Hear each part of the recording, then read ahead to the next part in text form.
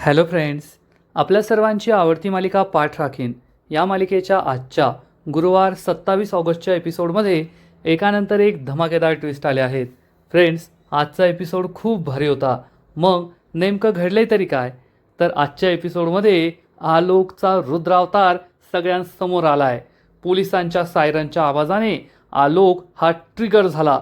त्याच्यावर औषधांचा जो काही प्रभाव होता तो निघून गेला आणि मग आलोकने धिंगाणा घालायला सुरुवात केली. का छळताय मला? हा आवाज बंद करा, शांत बसा. आणि आलोकचा हा रुद्रावतार पाहून सगळे खूप घाबरले. आलोक चक्क प्राजक्ताच्या अंगावर धावून गेला, तिला मारायला पुढे गेला. त्यामुळे वैद्यबुवा, भाग्या, संपूर्ण वैद्य कुटुंबाला जबर धक्का बसलाय. आणि मग वैद्यबुवांनी सुलक्षणा सूर्यवंशींच्या विक्षिप्त मुलाबरोबरचं प्राजक्ताचं लग्न मोडलं. परंतु प्राजक्ता म्हणाली, मला हे लग्न करायचंय, आणि प्राजक्ता आलोकशी लग्न करायला पाटावर उभी राहिली. मग हे सगळं नेमकं घडलं तरी कसं हे जाणून घेण्यासाठी हा व्हिडिओ शेवटपर्यंत नक्की पहा.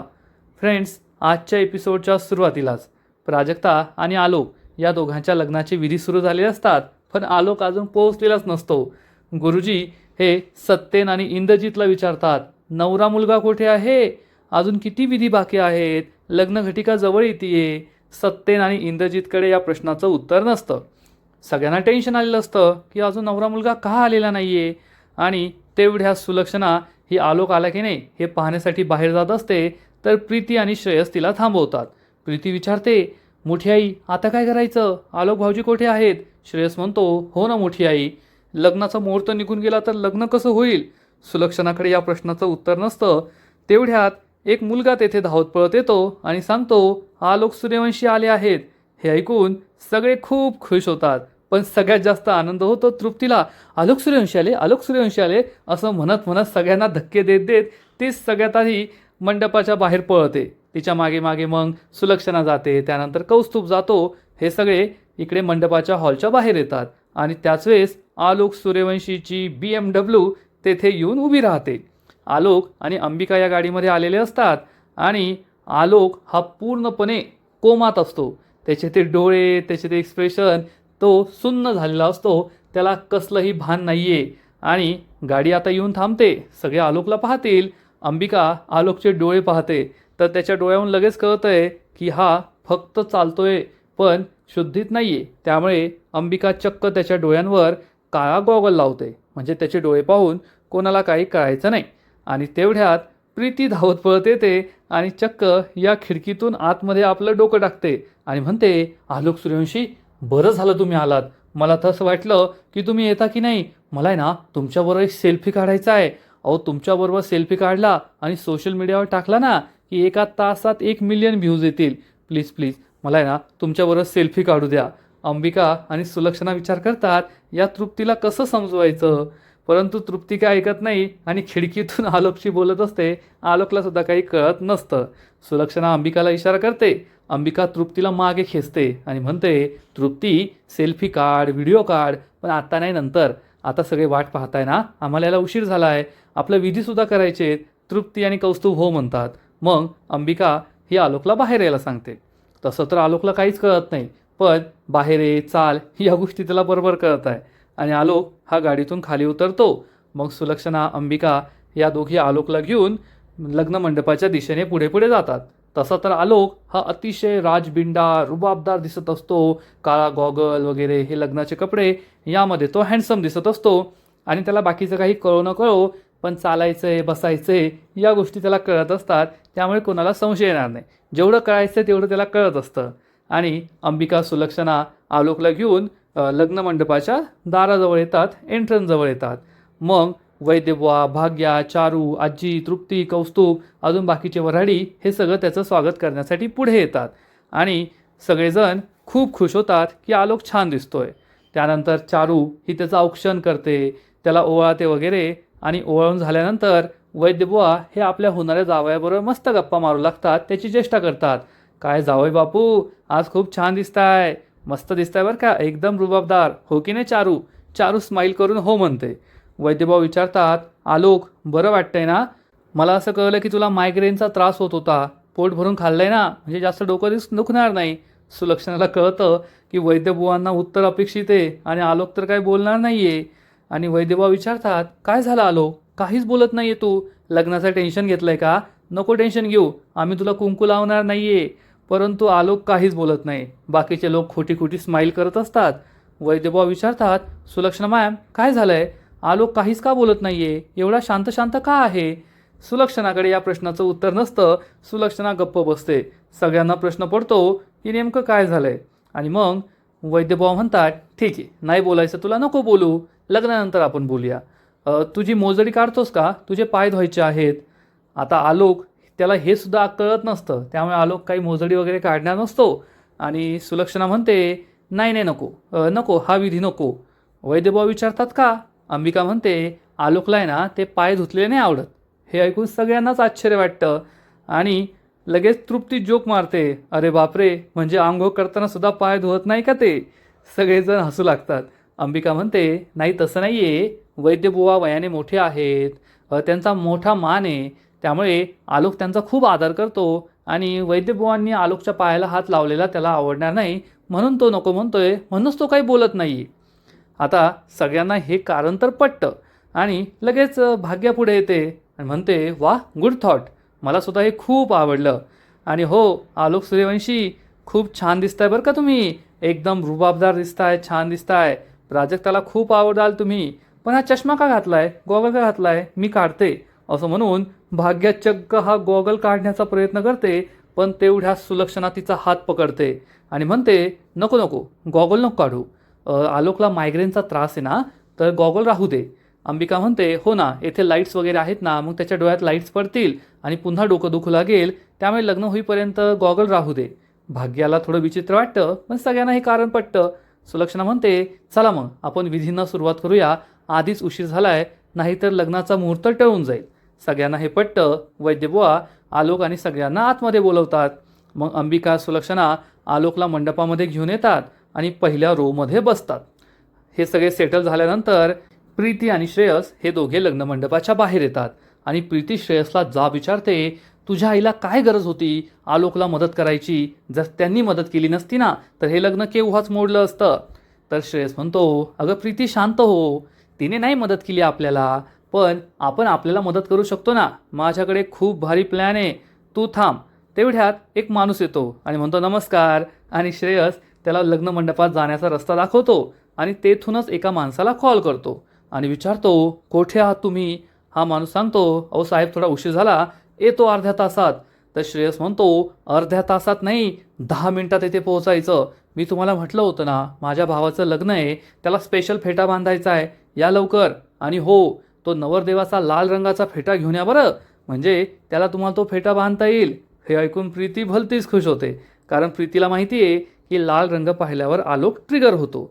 आणि मग प्रीती ही श्रेयसकडून फोन घेते आणि चक्क पोलीस स्टेशनला कॉल लावते आणि सांगते, हॅलो साहेब, मी इंदिरानगरमधून बोलतीये, येथे एक लग्न सुरू आहे, तिथे काही गुंड घुसलेत, त्यांच्या हातूत सुरे आहेत, मारहाण करता येते लोकांना, लवकर या लवकर या.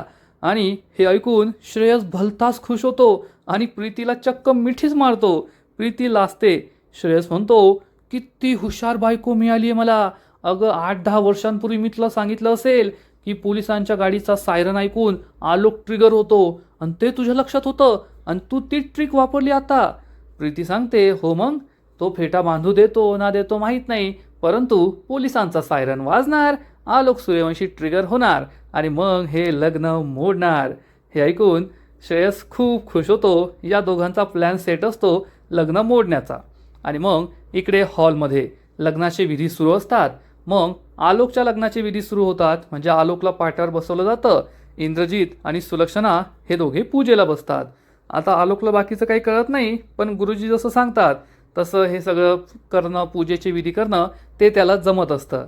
वैद्यबुवा, आजी, चारू हे सगळे खुश असतात की आपल्या प्राजक्ताचं लग्न होतं आहे. आणि त्याच वेळेस सुलक्षणाला चक्क एक कॉल येतो. सुलक्षणा खूप घाबरते, फोन कट करते. अंबिका, इंद्रजितचं तिच्याकडे लक्ष असतं, कुणाचा फोन असेल हाच प्रश्न त्यांनाही पडतो. आणि हा फोन असतो आरवचा.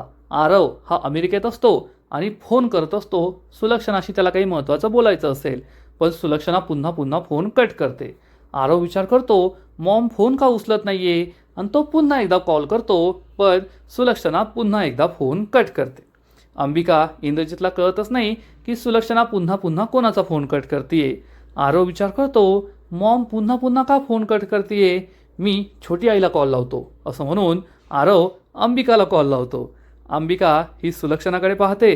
सुलक्षणा तिला इशारा करते, नको उचलू, कट कर, आणि अंबिकासुद्धा फोन कट करते. आरवला प्रश्न पडतो, या दोघी माझा फोन का उचलत नाहीये, फोन का कट करताय. आणि त्याच वेळेस लग्न मंडपात पोहोचतो श्रेयसने बोलवलेला फेटेवाला. श्रेयसला तो हात करतो. श्रेयस त्याच्याजवळ जातो आणि त्याला विचारतो, तुम्ही तो स्पेशल लाल फेटा आणलाय का.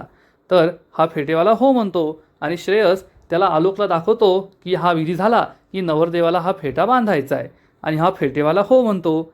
इकडे भाग्या धावत पळत येते आणि प्राजक्ताला सांगते, प्राजक्ता तुझा होणारा नवरा आलाय बरं का, खूप छान दिसतोय, मस्त गॉगल लावलाय, एकदम डॅशिंग दिसतोय. प्राजक्तासुद्धा खोटी खोटी स्माईल करते आणि विचार करते, बरं झालं एकदाचे आलोक सर हे लग्न मंडपात आले, आता हे लग्न निर्विघ्नपणे पार पडलं तर बरं होईल. आणि प्राजक्ता थोडीशी खुश होते की हो लग्न होईल. आणि इकडे श्रेयस या फेटेवाल्याला पुढे पाठवतो की जा आणि त्या आलोकला फेटा बांध. आणि या फेटेवाल्याला तर काय माहीत नसतं, आता नवरदेवाला फेटा बांधायचा या आनंदामध्ये तो मस्त आपल्या बॅगमधून लाल फेटा काढतो आणि पुढे पुढे येत असतो आलोकच्या दिशेने. त्याच वेळेस सुलक्षणा आणि अंबिकाला हे दिसतं. सुलक्षणा अंबिकाला इशारा करते, हे काय आहे, आणि अंबिका लगेच पुढे येते. बॉडीगार्डला सांगते, हे कोण आहे, यांना कोणी बोलवलं आहे, यांना घेऊन जा आत्ताच्या आत्ता बाहेर. आणि हे बॉडीगार्ड या फेटेवाल्याला घेऊन जातात. फेटेवाल्याला कळतच नाही की माझं काय चुकलं आहे, आपला प्लॅन फ्लॉप झाला म्हणून प्रीतीचा चेहरा पडतो. वैद्यभावांना कळतच नाही काय घडलं. सुलक्षणाला आत्ता कुठे बरं वाटतं की थोडक्यात वाचलो, नाही तर लाल रंग पाहून आलोक ट्रिगर झाला असता. आलोकची पूजा सुरूच असते आणि इकडे आपल्या प्राजक्ताची सुद्धा पूजा सुरू असते, सगळं काही ठीक होण्यासाठी. तेवढ्यात गुरुजी सांगतात, चला आता मंगलाष्टकं सुरू करण्याची वेळ झाली आहे, नवरी मुलीला घेऊन या. आणि नवरी मुलीला घेण्यासाठी भाग्या, चारू, वैद्यबुवा हे सगळे जातात. आणि वैद्यबुवा खूप इमोशनल होतात आणि म्हणतात, प्राजक्ता शेवटी लग्न घटिका आलीच, तो क्षण आला जेव्हा तुझं आलोक रावांशी लग्न होणार आहे. प्राजक्ता माझा विश्वासच बसत नाहीये, एवढीची छोटीशी प्राजक्ता जिला मी बोटाला धरून घरी आणलं होतं, आज तिचं लग्न होतं आहे आणि ती कायमचं मला सोडून माझ्या घराला सोडून जाणार आहे. हे ऐकून प्राजक्ता खूप इमोशनल होते. भाग्य आणि चारूच्या सुद्धा डोळ्यात पाणी येतं आणि प्राजक्ता ही वैद्यबुवांना मिठी मारून रडू लागते. वैद्यबुवा तिला शांत करतात आणि म्हणतात, प्राजू रडू नकोस, कारण तू रडायला लागली की भाग्य रडायला लागेल, भाग्य रडायला लागली की ही चारू रडायला लागेल, आणि तुम्ही तिघे रडायला लागला ना, मग आपल्या लग्न मंडपात स्विमिंग पूल तयार होईल आणि मग स्विमिंग करता करता आपल्या लग्न करावं लागेल. हे ऐकून या तिघी स्माईल करतात. तेवढ्यात गुरुजी हाक मारतात, नवरी मुलीला लवकर घेऊन या, मंगलाष्टकं सुरू झाले आहेत. वैद्यबुवा म्हणतात, चल प्राजू, ती घटिका आता आली आहे. आणि वैद्यबुवा, भाग्या, चारू प्राजक्ताला घेऊन लग्न मंडपात येतात. इकडे मंगलाष्टकं सुरू झालेली असतात. आलोक हा पाटावर उभा असतो, मध्ये अंतरपाठ धरलेला असतो. सुलक्षणा, अंबिका, सत्येन, इंद्रजित खूप खुश असतात. श्रेयस आणि प्रीती वाट पाहत असतात की हे लग्न कधी मोडतंय. तेवढ्यात वैद्यबुवा, चारू, भाग्या प्राजक्ताला घेऊन येतात. प्राजक्ता अतिशय सुंदर दिसत असते, त्यामुळे सुलक्षणाही खुश होते. प्राजक्ता स्टेजवर येते, पाटावर उभी राहते. प्राजक्ता ही खाली पाहत असते, आलोक तिच्याकडे पाहत असतो, पण आलोकला काही कळत नसतं, हे तर आपल्याला माहीतच आहे. आणि प्राजक्ता ही मंगलाष्टकं सुरू असताना विचार करते की मंगलाष्टकं सुरू आहेत, लवकरच माझं लग्न आलोक सूर्यवंशींशी होणार आहे, परंतु या लग्नामध्ये प्रेम, आपुलकी, संसार असं काही नसेल, असेल तो फक्त तिरस्कार. आणि हीच गोष्ट सुलक्षणासुद्धा विचार करत असेल आणि म्हणेल, नाही प्राजक्ता, या लग्नात सुरुवातीला जरी तिरस्कार असला तरी त्यानंतर फक्त आणि फक्त प्रेम असेल. आलोक तर तुझ्यावरचं प्रेम, आलोक एवढं प्रेम या जगात तुला कुणीही देऊ शकणार नाही, हा माझा शब्द लक्षात ठेव. परंतु प्राजक्ताला हे पटत नसतं.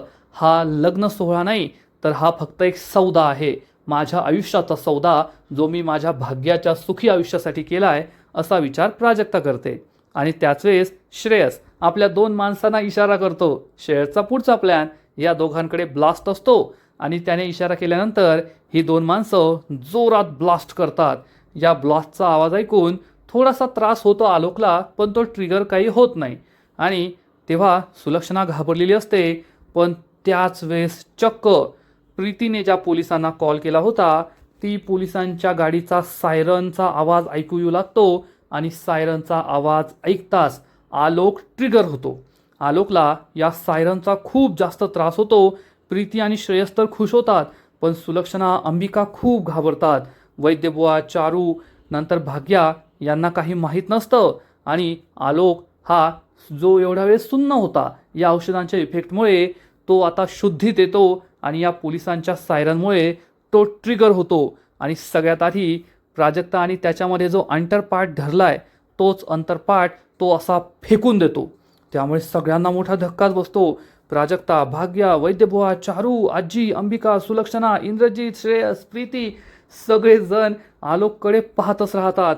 आणि मग आलोक जोरात ओरडतो, अरे गप्प बसाना, काय सुरू आहे? का सगळे मला त्रास देताय? मला हा आवाज नाही आवडत. बंद करा, हा आवाज बंद करा. प्राजक्ता खूप घाबरते. आलोक असा काय वागतोय हे वैद्यबुवा, त्यानंतर चारू, आजी, भाग्या कोणाला कळतच नाही. श्रेयस, प्रीती भलतेच खुश होतात. सुलक्षणा, अंबिकाला समजतं की आता सगळं हातातून निसटलंय, आता आपण काही करू शकत नाही. या दोघी हताश नजरेने आलोककडे पाहत असतात. प्राजक्ता खूप घाबरलेली असते की आता काय करायचं, आलोक सरांना कसं कंट्रोल करायचं. आणि मग आलोकला सत्येन आणि इंद्रजीत पकडतात. परंतु आलोक हा चक्क प्राजक्ताच्या अंगावर धावून जातो. एकतर आधीच सायरनचा आवाज आणि त्यात प्राजक्ता समोर दिसल्यावर आलोकच्या तळपायाची आगच मस्तकात जाते. आणि तो प्राजक्ताला मारण्यासाठी पुढे पुढे धावत असतो.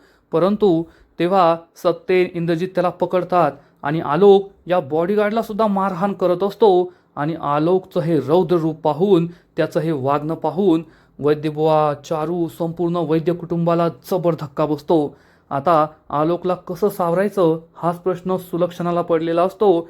श्रेयस आणि प्रीती भलतेच खुश होतात. आपला प्लॅन यशस्वी झाला आणि लग्न लागण्याआधी आलोकचं खरं रूप वैद्य कुटुंबासमोर आलं हे पाहून ते भलतेच खुश होतात. वैद्यबुवा यांचा तर विश्वासच बसत नाही. त्या कौशिकची आई जे म्हणत होती, त्यानंतर भाग्याच्या व्हिडिओबद्दल बोलत होती, ते सगळं खरं आहे हे त्यांना पटतं. आणि आलोकचा गोंधळ सुरू असतो. शांत बसा, सोडा सोडा, त्याचा आडाओरडा सुरू असतो. आणि सगळेजण त्याला शांत करण्याचा, सावरण्याचा प्रयत्न करत असतात. आजचा एपिसोड येथेच संपतो. फ्रेंड्स, पाठ राखीन या मालिकेचा आजचा एपिसोड खरंच खूप इंटरेस्टिंग होता. शेवटी आलोक आणि प्राजक्ताच्या लग्नामध्ये आलोकने धिंगाणा घालायला सुरुवात केली. आता होऊ दे धिंगाणा म्हणत त्याने धिंगाण्याला सुरुवात तर केली आहे, पण आता याचा परिणाम काय होतो हे पाहायला खूप मजा येणार आहे. आजचा एपिसोड तर खूप भारी होता, पण पाठ राखीन या मालिकेचा पुढील एपिसोड आणखीन भारी असणार आहे. आणखीन मोठा ट्विस्ट या मालिकेत येणार आहे. मग नेमकं घडणार तरी काय? तर फ्रेंड्स, या मालिकेच्या पुढील एपिसोडमध्ये आपण पाहू की आलोकचं हे रूप पाहून वैद्यबुवा खूप चिडतील आणि म्हणतील, सुलक्षणा मॅडम, तुम्ही आम्हाला फसवलंय. तुमच्या या विक्षिप्त मुलाबरोबर माझ्या प्राजक्ताचं लग्न तुम्ही लावून देताय. आज मला कळलं की लग्नाच्या या सगळ्या विधींमुळे ज्या गोष्टी घडत होत्या, नंतर आज आलोक आमच्याशी बोलत नव्हता, त्याने डोळ्यांवर चष्मा लावला होता, सकाळी तो लग्न मंडपात यायला सुद्धा उशीर करत होता.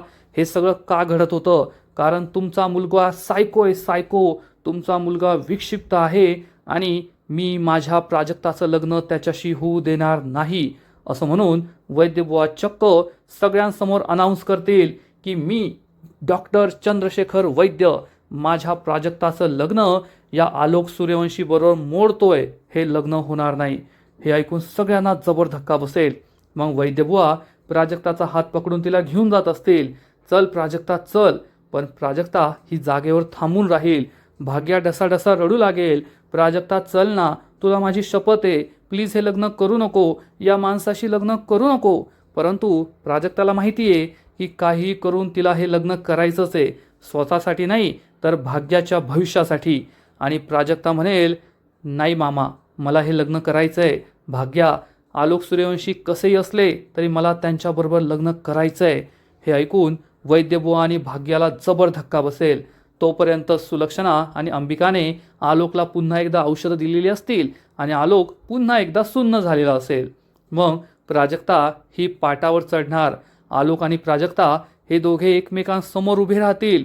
वैद्यबुवा आणि भाग्याला कळणारच नाही की आलोक सारख्या सायको मुलाबरोबर प्राजक्ता लग्न का करतीये, लग्नाचा हट्ट का करतीये. पण यांना माहीत नाहीये की भाग्याच्या भविष्यासाठीच प्राजक्ताने सुलक्षणाबरोबर डील केली आहे की ती आलोकशी लग्न करेल आणि मग आरव आणि भाग्याचं लग्न होईल. त्यामुळे सगळ्यांना सत्य कळलंय तरीसुद्धा प्राजक्ता आलोकशी लग्न करायला तयार आहे. आणि आलोक प्राजक्ता एकमेकांसमोर उभे राहतील आणि मग त्यांच्या लग्नाच्या राहिलेल्या मंगलाष्टका, राहिलेले विधी हे पूर्ण होतील आणि या दोघांचं लग्न होईल एवढं मात्र नक्की. तर फ्रेंड्स, तुम्हालासुद्धा आजचा एपिसोड आवडला का? नक्कीच कमेंट करून सांगा. आणि पाठ राखीन या मालिकेचे असेच नवीन नवीन एपिसोड, नवीन नवीन अपडेट सर्वात आधी पाहण्यासाठी व्हिडिओला लाईक करा, शेअर करा, चॅनलला सबस्क्राईब करून बेल आयकॉनवर क्लिक करा. म्हणजे या मालिकेचे नवीन नवीन एपिसोड तुम्हाला सर्वात आधी पाहायला मिळतील. खूप खूप खूप धन्यवाद.